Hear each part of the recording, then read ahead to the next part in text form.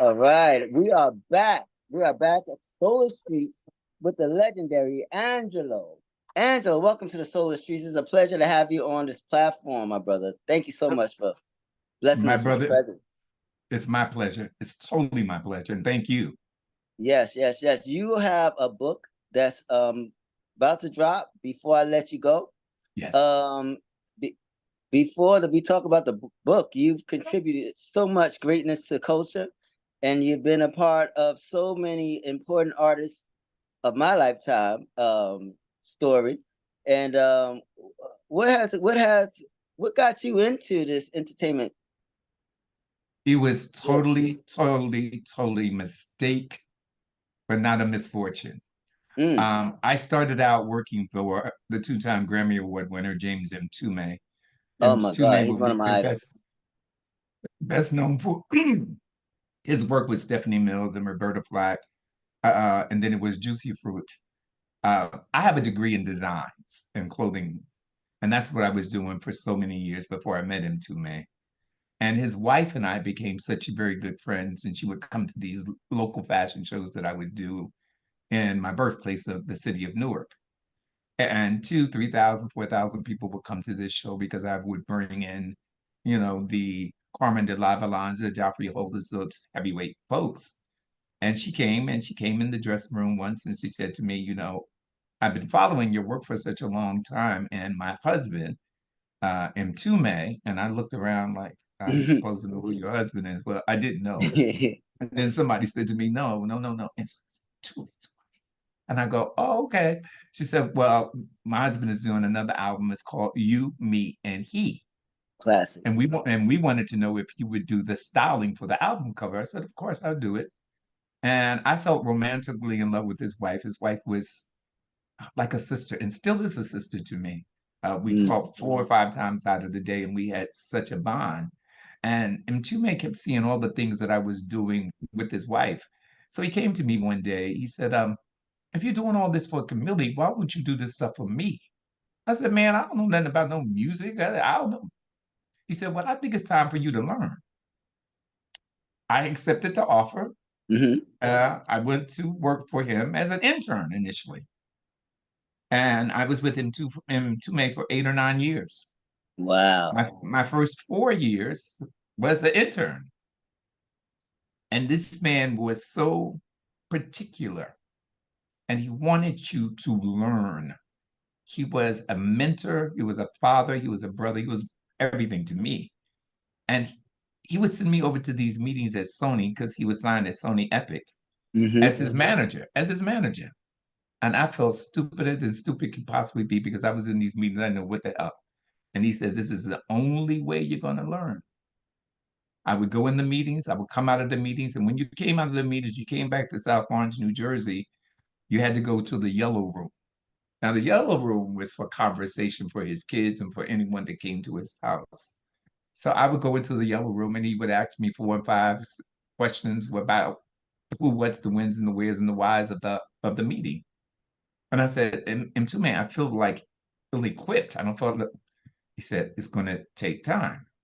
So he would also call the record company and find out from the record company how I did. He taught me for 8 or 9 months. I think after 8 or 9 months, I got it. That's I amazing. remember, yeah, I mean, but and that's To just have the that, kind. for someone to have that type of trust in someone, and to just send them out there, not like he really trusted and believed and saw something in you to put that type of trust in you. That's dope. Before his passing, we had a long conversation, just talking. He said, Angela, you're deliciously arrogant. And I go, what? He said, that's a compliment. He said, one of the reasons that I took you on is because you were so assured of yourself. Mm.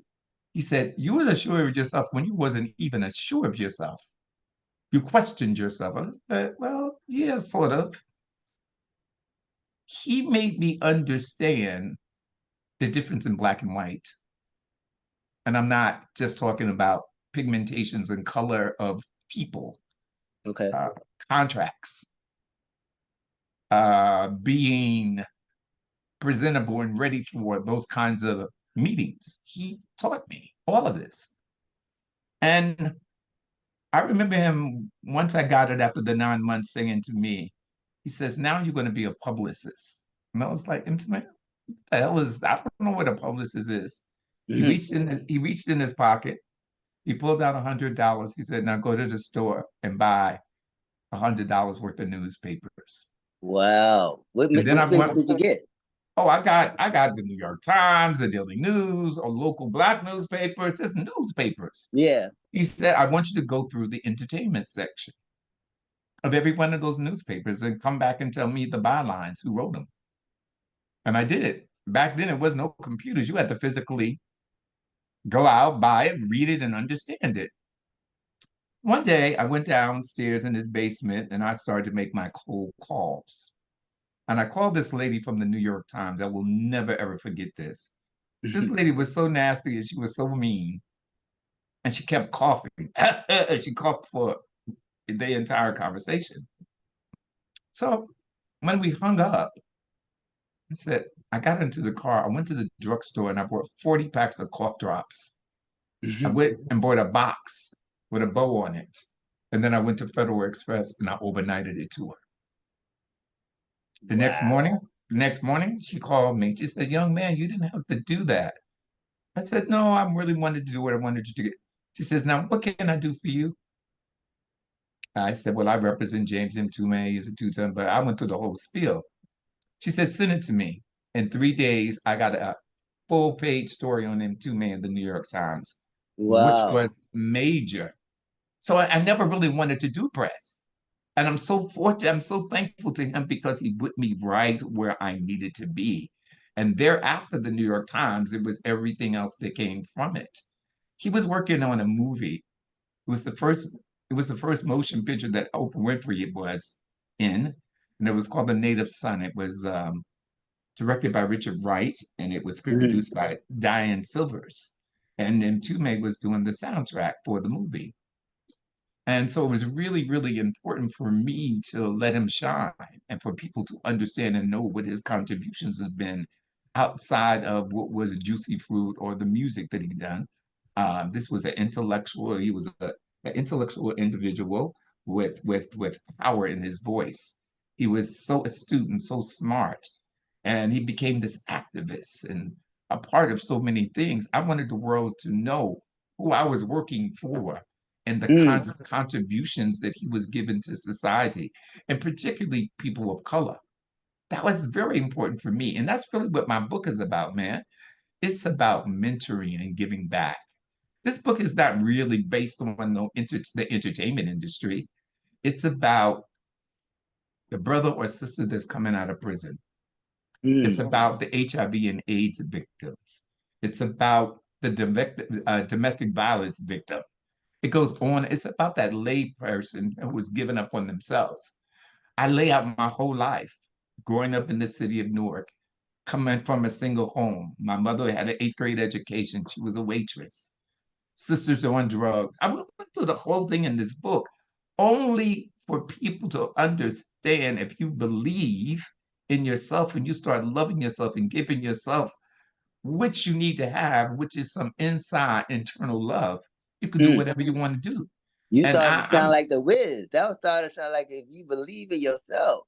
And I mean, but you know what? It's very much that song, because I think that's what we don't do. We don't believe in ourselves. It's been taken from us. I want people to understand that God gives us so many chances of life. You got to be able to take those chances 1 time, 2 times, maybe 10 times. When you're coming out of prison, there's no life for you because they've shut you down for whatever reasons. And I'm saying that it is. You just need to find your place. When all the years that you did inside of the prison, they taught you something. Come out and make it happen.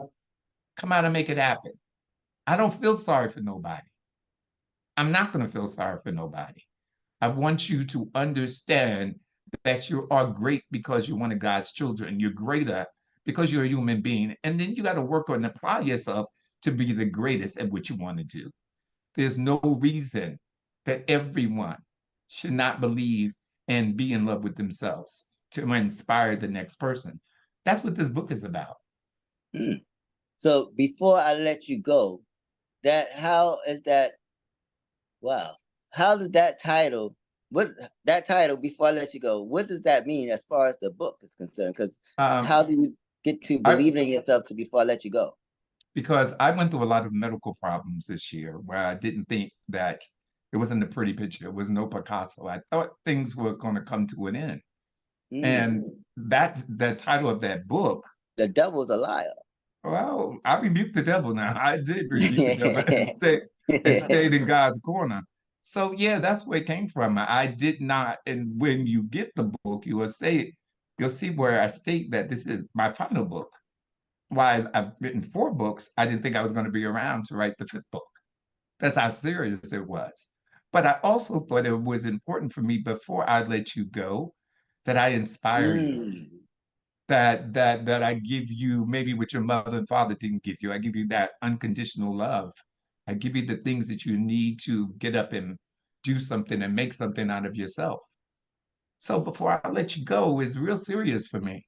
I want to leave listen, whatever I've obtained in my life, in my career, of dollars and cents, houses or whatever, I can't take that with me. I can't take the knowledge that I have. So let me give it out now. Let me inspire someone who's coming up in Newark or coming up in a rural area who doesn't believe that they can achieve. Let me give them what they need to have. You can break down any barrier if you choose to. And that's what, that's just, I just think that it becomes very important for us to understand the importance of giving back and strong mentorships. That's really important, man. I think it was many years ago, there's a gentleman by the name of the Honorable Elijah Muhammad spoke about the importance of community. He spoke about the importance of ownership. And as a community of people of color, we need to own things. We need to have our own farms, produce our own eggs, and we need to be responsible for each other. Our own cars. Can you just imagine if we as a collective had that? We would have some equal powers to those people who don't necessarily look like us. Right. That's my whole thing, is claiming your own victory. What it takes to stay in a race. I'm not always about winning every race. I'm just about staying in the race. Because if you stay in the race, eventually you got to win, right? That's a fact. That's a fact. Especially if you stay in the race and you keep your mind right and stay around positive people and it's, do the necessary things that needs to be done. Exactly. And that's what I'm saying. That's what I'm saying. Take heed to who you are. Think and know that you are great. Think and know that you can be whoever you want to be. We all are merely actors and actresses. Life is nothing but a stage. Each day we get a different script. That's what our life is. Every day of our life, we get a different script. And we all are merely actors and actresses. You got to play your role. That's profound, man. So I could tell you was around Mtume because that's how with his image and his energy, and whenever I heard him speak, that's what I felt like he offered outside of just the music, because the music was amazing, but it's like his mind, his soul just seemed deeper than even the beautiful music that he made. So you coming from his camp and you speaking like this to me and just to the world with this new book that's going to be dropping. When does the book drop? So we're in pre-sales now, but the book drops in August. But we're in pre-sales now. Yeah, well, you took you took some great lessons from I call him the king. He's definitely, oh my God, his music. Yeah, I don't know. I guess you would know because you worked with him, but everything that I envisioned him to be is what you're speaking of him being. He was a remarkable man. And you have that in you as well. He saw that in you. So You that did. means that you are walking in not just his greatness, but your greatness and all the other great people that you touch. And you touching me. So I'm going to be even greater today because of this conversation. Because that's what we are here for. Hey man, that you know what the thing for me, man, is like we gotta uplift people. I don't know what somebody put in our heads as a people, but it seems like this like crabs in a barrel. We can't be happy for each other. We can't share in each other's happiness. I always say that, you know, I'm happy for that person. I'm glad that they achieved that. And I mean it sincerely. Right. Everybody has a turn and a spotlight. Be happy for that person's spotlight. Yours is about to come. Stay focused. Due diligence. Keep your mind and keep your eyes on the prize. You're Well, gonna win. I hope now that you've gotten this message out of before I let you go, that you are now ready to not go anywhere, and hopefully we have a sixth book that will be and how you stayed, and and then you can give us that blessed seven. Oh my God, that's funny. That's really funny. No, I'm good now. I'm good now. I've been taking care Thank of God. myself. Um, with the will of It's God, more I to mean, do. It's more to do, more to write, more to yeah. accomplish. Not that you need to, but it's as No, long as I you do have need life. to. I need Exactly. I'm to. glad I you need said to. that. I'm glad you said that because some people say, "Well, I've done enough," and it's not. No, no, no. No, no, no. If he allows me to be here, there's a reason. And I need to keep doing and doing and doing. And I need to continue to help, help, help, and help. At the end of the day, that's what it's all about. Yeah, that's dope. That's dope. Well, you're definitely doing that. But before you worked with Mtume musically, you said you didn't know much about music. Like, what type of music did you listen to? Who, like, what was what music were you into before You know, the whole Mtume that thing? so I'm coming out of fashion. So everything for me was fashion related, you know. I mean, I didn't get into music. I listened to radio back in that day and time. Okay. My oldest sister got into music and I would listen to it because it was there. And strangely enough, my older sister Rose was into Johnny Mathis and Dionne Warwick. Mm, And it's amazing to this day that I represent Dionne Warwick and have for 40 years. amazing. Um, I didn't really get into music. I mean, I think what was around me was club music at that time, you know. I used to Okay. represent a lot of club artists like the Sybils of the world and Jocelyn Oh, really? Brown and Okay. Blaze. Yeah, that was where I A came from. And diva. this, yeah, Diva, yes. Yeah, Respect, just a respect. little bit of respect. Yeah. Yeah, yeah, absolutely. Yeah. Tin So that's City where I and came from. that era. That was a good time. That was a good time back then. Oh my God. That was one of the best times. Yeah, yeah. I wish that Wow. those The I, tunnel. Oh my God. yeah, the tunnel, the garage, everything. That's how I really with Mtume, I was able to learn the business of music and I had a great appreciation for funk, but he always wanted and stressed to me the importance of diversifying. You know, because he worked with Miles Davis, I got the and no one knows. I don't know if you know about the Heath brothers. Are you familiar with the Heath brothers? The Heat Brothers. No. Phenomenal group of people. That was Mtume's father. That was Mtume's father, and his uncle. And so I learned Mm. all about the jazz arena, and I learned about Miles Davis, and it goes on and on. And then I start to learn more about what would be club music. Wow. And at a very early age, that's what I made my money on. Nice. So you actually you managed the diva I didn't manage a diva. I managed Sybil. Sybil. Okay. My love is guaranteed. I would take you Yeah. through the Don't make song. me Yeah. over. Don't make me over. Falling, Yes. falling. Yes. Yes. Let Yes. yourself go. I had. Oh Yeah. yeah. Yeah. Yeah. I Yeah. like Yeah. that Yeah. album. That album was fire. Yep. So and I saw Sybil about maybe 6 months ago. We must have hugged each other for 20 minutes. Um, Jocelyn Brown was very dear to me back in the day. Mm. Um, my God, Lolita Holloway was Lolita very good. Holloway. Yeah, was very good to me back in the day. I did a lot of club artists. You know, they didn't make the money that the R&B artists made, but the thing I loved about them, they always paid me whatever we agreed to be paid, Right. timely. And And at that time it was consistent because there was a time where it's like that type of music was just all over radio and the oh no, it clubs. was. Oh my God, But that was a great time. that was a time in my life that I wish that I would have took the time to really live it. Mm. But I was steady working. I've been You gotta keep the coins coming in as you know. well, you know what? Let me try to tell you something. I had a mother that was no nonsense. And my mother said, if when I go to work, everybody go to work. And she meant it. Mm. You're either going to go to work or go to school, but you're going to contribute to this family. You're going to be a contributor. You're going to pay rent. She used to always tell us, well, how do you think these lights stay on? How do you think? And so everybody, it was six of us, everybody had to contribute something. So I learned the Mm. task of designing clothes or sewing, and that was my way of contributing to the household.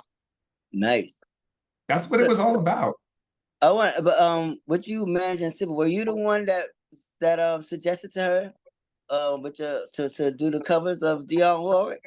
Do you Because she know did a what? few of them. Because Oh, do you know what? I'm gonna tell you something. I don't think Miss Warwick liked the fact. I didn't know Miss Warwick back then, but I don't think she liked the fact of anyone doing that song over, and particularly in club music. mm, But yeah, I was a suggestion on that record. so you kind of manifested the real. Well, Sybil was real in her world, but you manifested the architect of the vibe of the original recording of the song, and now you Yes. working with her. Come on Yeah. now. Amazing. Amazing. Wow, just staying true to the great music and knowing your greatness, being around greatness, being great, and just sticking to it. Yeah, that's what it's all about. That's what it's all about. So, what more do you see yourself doing in your future now that you got this Well, new lease on life? What would you like to do? I'm moving into production, Okay, to movies, into films and TV. nice. That's where my focus and concentration is at this point.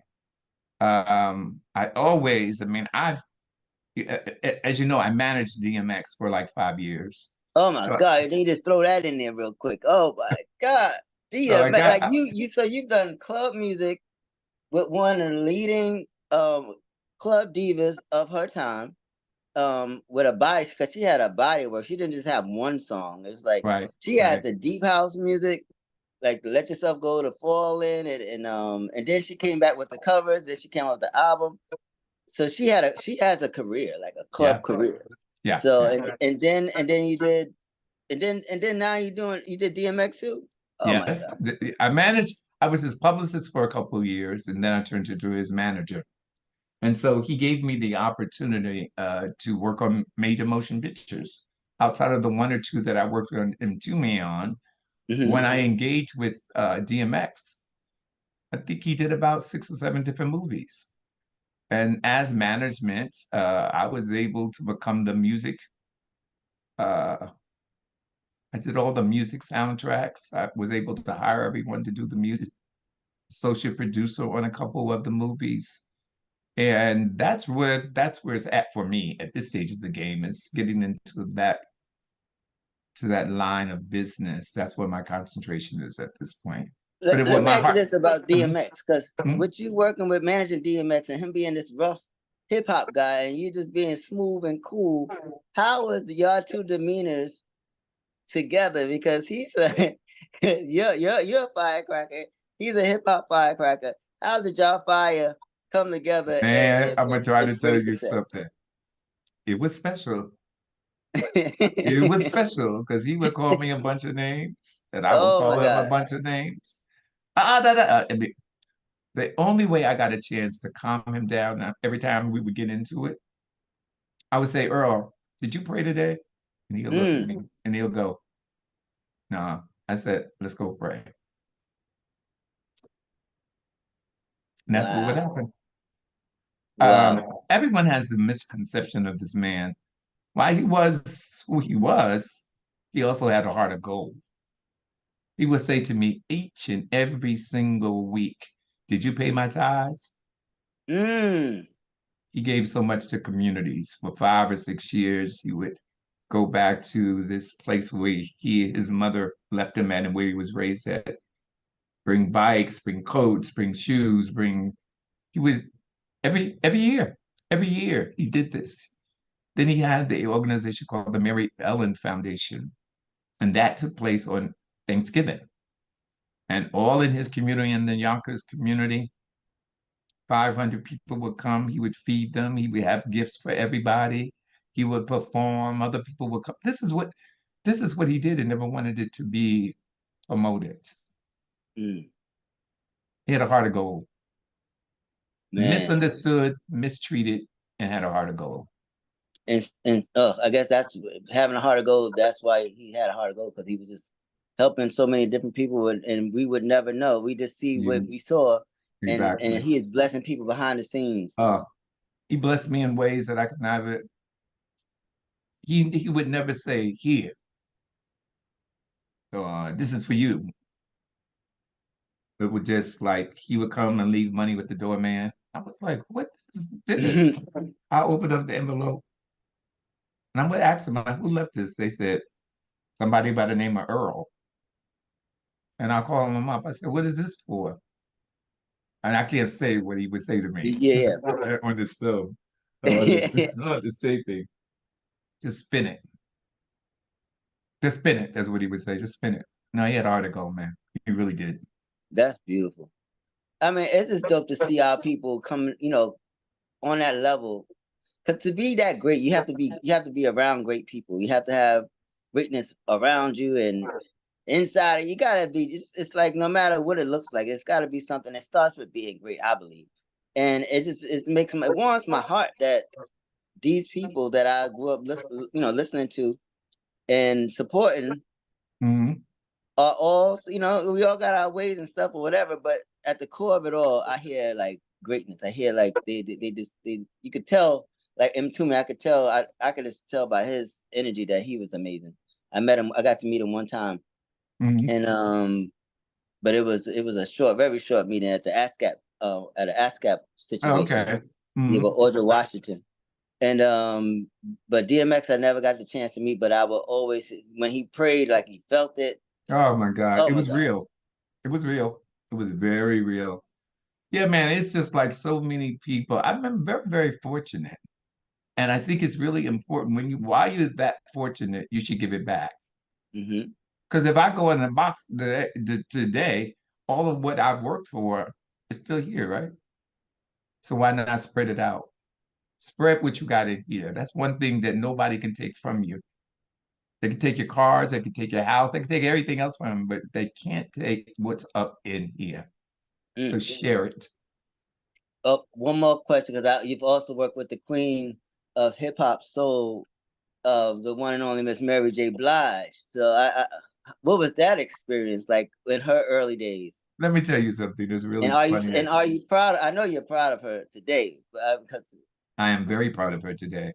I wasn't too proud of her when I initially met her. I don't think I don't think any of us was really. We enjoyed it, but we wasn't proud. But right. Time heals all things. What happens, man, is it was Jackie Reinhardt, who was one of the vice presidents of Uptown Records, had called me and said to me, there's this girl by the name of Mary J. Blige, and she needs some of your help. And I was like, what do you mean?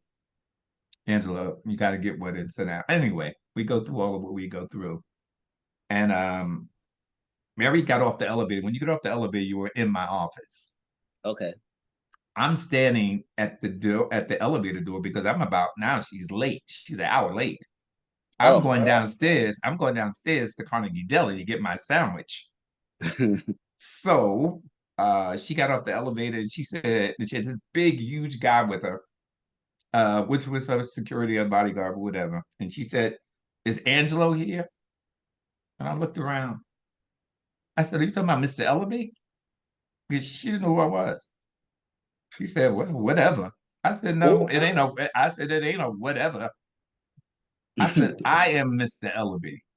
You gotta understand, I came from Newark and she came from Yonkers. So Mm-hmm. it was just like we were speaking a language that we just spoke that language. So I said, you're late. I'm going to get my sandwich. We can try this tomorrow. The next day, she was there 2 hours before the time. Wow. How you start is how you finish. And we had the most incredible relationship. We would Wow. have, wow, we would go in my office and it was 2 hour sessions, and sometimes it would be 3 hour sessions. Sometimes What did you see? What did you see in her? What you saw in her then? Did you see that transform into what it is today? yes, I did. I absolutely did. I don't drink instant coffee. I drink brewed coffee. Talk what about I it. and what I do takes time, just like brewed coffee. Um, it wasn't going to be instant. It was going to be no instant gratification. It was going to be no instant results. She had to come into her own, and she did. But you also, I can't work for nobody and not be truthful. I'm not going to sit up here and take your money and just agree with you because you're giving me your money.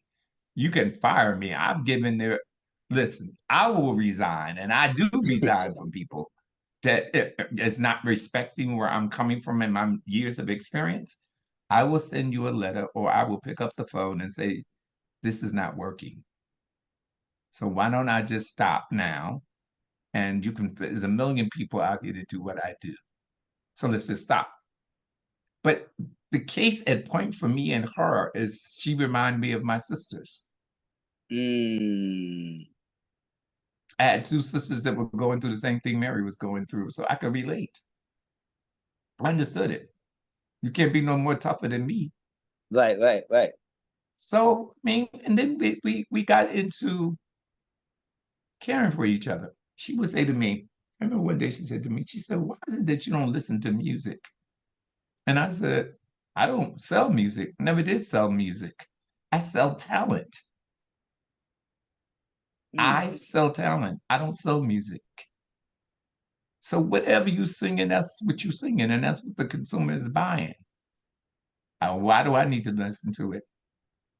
And then one day in the office, she said to me, she said, would you listen to one record for me? I said, yeah, I'll listen to it.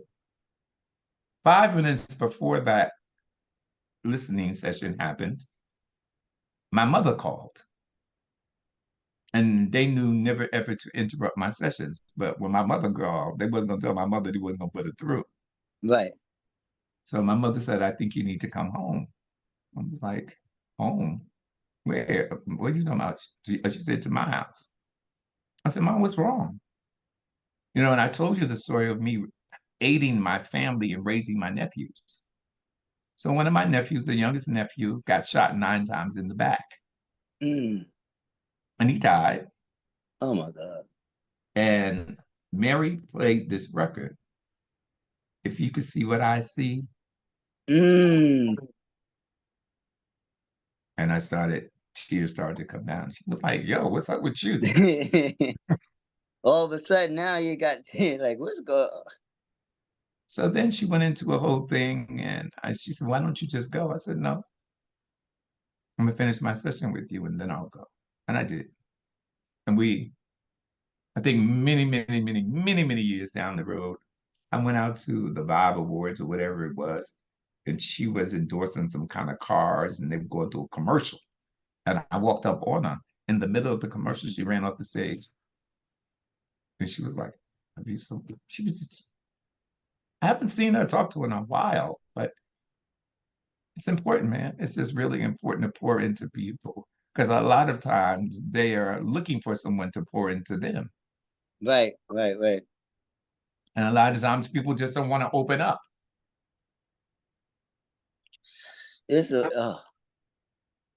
today has just been amazing. I'm just thankful for this time to chat with greatness. You know, it's like, and I was telling my because I was like, I'm not I'm not worthy, but you know I am worthy, and it's gonna You be are more worthy. conversations that's gonna happen because I prepared myself to be in this position to be able to have these types of conversations. So I thank you I thank you, for buddy. blessing the soul of streets and myself, because I've met you a couple of times, and it's, you know, and I see you move, and it's very much respected and Thank you. appreciated. And the more I researched and seen everything that you brought to the game, and the arts, and you move so quietly, you would never think that that you worked with all these amazing people. And then you also work with Michael Jackson too, right? I did work with Michael Jackson, yes. I mean, it's like a who's who of who did you work with. You know, if you could, I could talk to you forever as far as the different people that you work with. But the best thing about it is that you're willing to talk to me and you're sharing it and you're keeping it 100. And I appreciate that. I gotta tell you something. You ain't no more different than Oprah Winfrey. You I'm gonna have the let my same. mother. I'm gonna let my mother see that part of this You are no more conversation. different than her or anyone. Everyone deserves a chance. Everyone deserves to be who they want to be. And it's important that you grab your victory. You're grabbing your victory. Do it. And I'm gonna send some more people over to you because it's important that you get what you rightfully deserve. Keep working at it. Thank you so much. Thank you so much. I am. I'm full. I'm full. I'm full. This is gonna be. This is going to. It's going to air. I Listen, feel like this is gonna air on. This is like a Sunday show. You know what I mean? I feel this is not a Thursday show. This is like a. This is a it's a Sunday church show. show. It's a church show. Is that what you're saying? Yeah, yeah, yeah. Wow. This Let it ain't be for that the middle of too. the week. Let it be that too. Let it be that too, man. It's been a pleasure, pleasure, pleasure. Don't Yes, it forget, has. before I let you go, Mm, I want everyone to know we're doing the pre-sales to the book. They can reach me at Double Exposure NYC. I would appreciate everyone's support in this book, and I think it's worth enough for them to go out, purchase it. I give $1 off of each book to the HIV and AIDS organization in New Jersey. That's nice. what this book is about to me and for me. And you're from Newark? Yeah, born and raised in Newark. Okay. Cool, cool, cool, Born and cool. raised in Newark and go often. Nice, nice, Yeah, nice, nice. Well, I listen, I will be getting the book. absolutely. And I'll send you a copy of it. yes, I want that hardcover copy because I know you got some good pictures up in there. You're Yeah, funny. I want to see those pictures. I want You're to put it on funny. my table. I mean, I want to put it because you all have made me buy books again. Oh my God. Yeah, It's it's easy to gonna. buy a book when you feel connected, you know? And I tell you what, it is going to be a lot of pictures in the book. So yeah, I'm gonna make sure you get it before it comes out. Thank you so much, Angelo. It's been a pleasure. And how can the people find you on social media and all that good stuff? That's at that double exposure Mm-hmm. NYC, and that's on every platform. All right. Thank you so much. So this is Solar Streets, another great episode with another legend. And this has just been a blessing. And everyone be blessed. Be blessed. Be blessed. God bless you. Thank you, buddy. Thank you. Okay, now I just gotta hit the button, the right button. Okay, here we go. Are we good?